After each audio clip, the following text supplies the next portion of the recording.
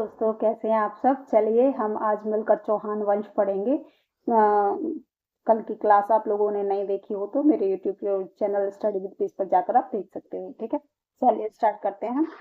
चौहान वंश, आप लोगों ने पृथ्वीराज चौहान का नाम तो सुना ही होगा। बहुत ही बहादुर शासक था। उसने 13 वर्ष की आयु आयु में ही उसको गद्दी पर बैठा दिया था, क्योंकि उनकी उसके पिता सोमेश्वर चौहान की मृत्यु हो गई थी, जिस वजह से राजगद्दी खाली रह गई थी। कहा जाता है कि पहले राजा महाराजाओं में राजगद्दी को खाली नहीं छोड़ा जाता था, और उनका एक लौता पुत्र, सबसे बड़ा पुत्र पृथ्वीराज चौहान ही थे, जो कि उस टाइम 13 वर्ष की आयु थी उनकी। तो इसी वजह से उनको 13 वर्ष की आयु में ही सिंहासन पर बैठना पड़ा। इस वजह से, क्योंकि उनके पिता की बहुत ही जल्द और मृत्यु हो गई थी।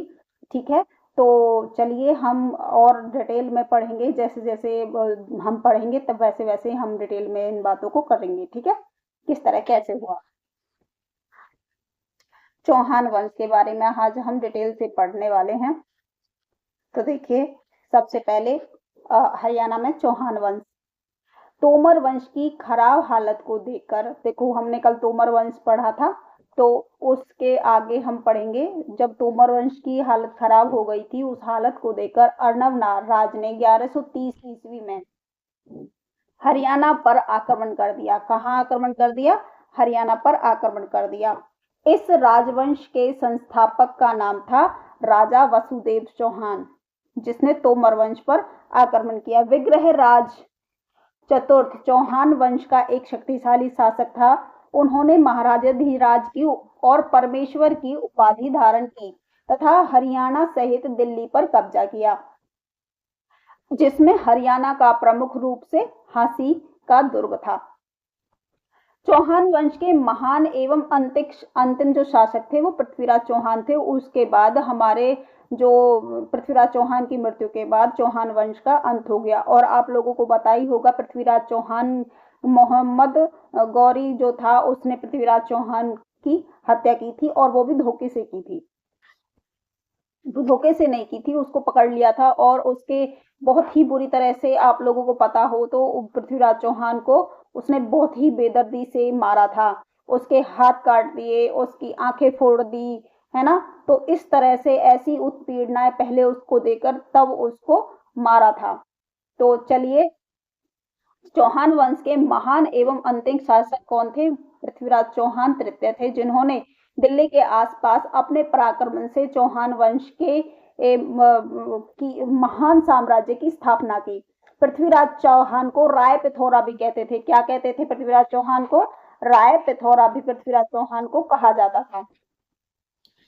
इनका जन्म 1165 ईस्वी में हुआ। यह अजमेर के शासक सोमेश्वर, सॉरी यहाँ पूरा नाम आया नहीं है, सोमेश्वर और कमला देवी के पुत्र थे। उनकी माता का नाम कमला देवी था और उनके पिता का नाम क्या था? सोमेश्वर चौहान था।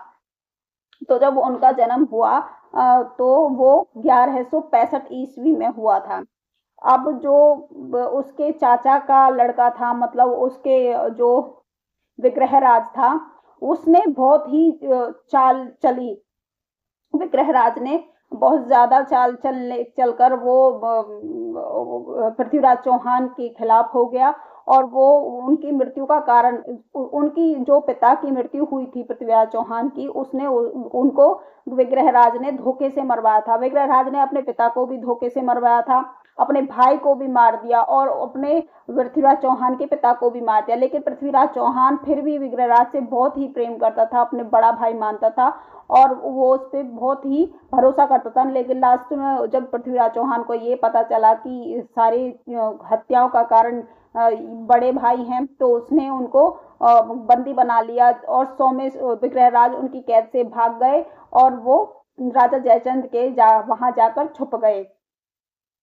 तो वे वहां भी ढूंढने के लिए गए वहां पर उनको, तो उन्होंने, जयचंद ने विग्रह राज का साथ दिया और उनको कहा कि वो यहाँ पर नहीं है।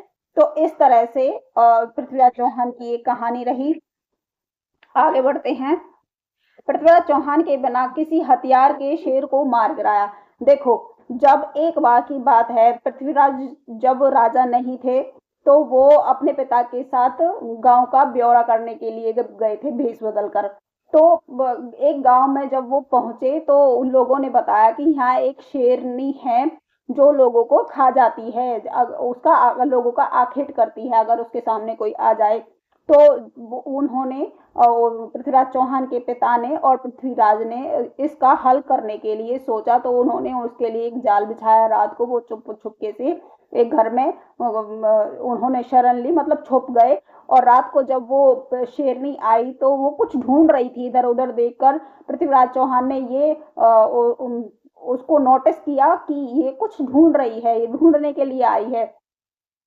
तो वैसे तो उसको उन्होंने पिंजरे में कैद कर दिया, लेकिन फिर पृथ्वीराज ने कहा कि ये कुछ ढूंढ रही है, इसको कुछ खो गया है, या यदि किसी ने इसका कुछ लिया है, यानी उसके बच्चे, उन्होंने किसी में से उन लोगों में से किसी एक ने उनके बच्चों को उठा लिया था, शेरनी के छोटे छोटे बच्चों को, तो वो उनको ही ढूंढ रही थी। तो उनको जब पता चला कि गांव के ही एक व्यक्ति ने उसके बच्चों को छुपा लिया है, तो उसने उस बच्चों को वापस दे दिया और शेरनी उनको लेकर वापस चली गई। तो इस तरह से उसने शेर को हराया। तो तब से ही अजमेर का शेर पृथ्वीराज चौहान को कहा जाने लगा, क्योंकि वो अकेला बिना हथियार के लड़ा था। लड़ा ही क्या था, उसने अपनी सूझबूझ से उसको शेर को काबू में कर लिया। ठीक है, इन्हें पृथ्वीराज तृतीय नाम से भी जाना जाता है। पृथ्वीराज चौहान को किस नाम से जाना जाता है? पृथ्वीराज तृतीय के नाम से भी जाना जाता है। पृथ्वीराज चौहान को उनके पिता की मृत्यु के बाद 1178 ईस्वी में 13 वर्ष की आयु में अजमेर का शासक नियुक्त किया गया।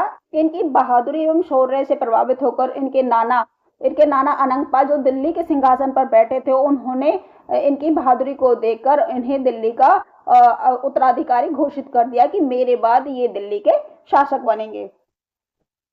पृथ्वीराज चौहान ने गद्दी पर बैठने के पश्चात साम्राज्य विस्तार की अपनी नीति अपनाई और 1182 ईस्वी में भड़ान के राजा को परास्त किया।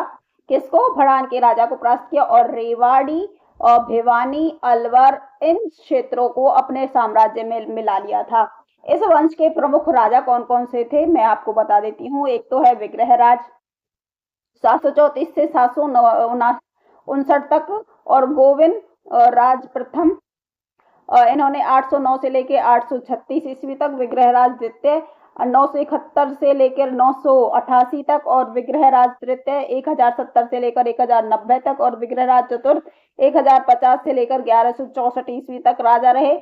और पृथ्वीराज, इन सब के बाद पृथ्वीराज चौहान 1178 से लेकर 1192 तक राजा रहे। इसके बाद पृथ्वीराज चौहान ने इनकी धोखे से मृत्यु कर दी। और आप एक्स्ट्रा इस चीज के बारे में पढ़ना चाहते हो तो एनसीईआरटी की एक बुक आती है 6th क्लास की, उसमें से आप पढ़ सकते हो इस इतिहास को।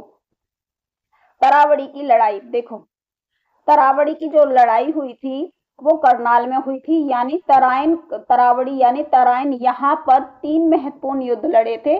पहला युद्ध 1191 में ईस्वी में पृथ्वीराज चौहान और मोहम्मद गौरी के बीच हुआ था, जिसमें पृथ्वीराज चौहान विजय हुए थे और मोहम्मद गौरी हार कर वापस चला गया था। दूसरा युद्ध जो हुआ था वो 11% ईस्वी में पृथ्वीराज चौहान और मोहम्मद गौरी के बीच हुआ, जिसमें मोहम्मद गौरी ने पृथ्वीराज चौहान को धोखे से हराया था और मोहम्मद गौरी की मृत्यु 1206 ईस्वी में हुई थी। देखो, पहले उसने मोहम्मद गौरी ने उसको हरा दिया और उसको धोखे से पृथ्वीराज चौहान को बंदी बना लिया। पृथ्वीराज चौहान के दरबारी जो चंद्रवरदाई थे वो पृथ्वी राज भट्ट के नाम से जाना जाता है उनको। तराइन के युद्ध के बाद उन्हें चंद्रवरदाई के द्वारा लिखी गई पुस्तक पृथ्वीराज रासो मिली। जो चंद्र थे, यानी जो चंद्रवरदाई जी थे, वो पृथ्वीराज चौहान के घनिष्ठ मित्र थे, बचपन से ही उनके साथ रहते थे। तो उन्होंने ही पृथ्वीराज चौहान की हर एक स्टोरी और बुक में लिखी थी, उसको पृथ्वीराज रासो कहा जाता है। ये दोनों घनिष्ठ मित्र थे और जो भी घटित पृथ्वीराज चौहान के साथ हो रहा था, ये बिल्कुल एक साथ रहते थे, तो इनको सारी घटनाओं के बारे में पता था। इसीलिए इन्होंने पृथ्वीराज चौहान के बारे में अपनी बुक में सब कुछ लिखा। उसी बुक को पृथ्वीराज रासो के नाम से जाना जाता है।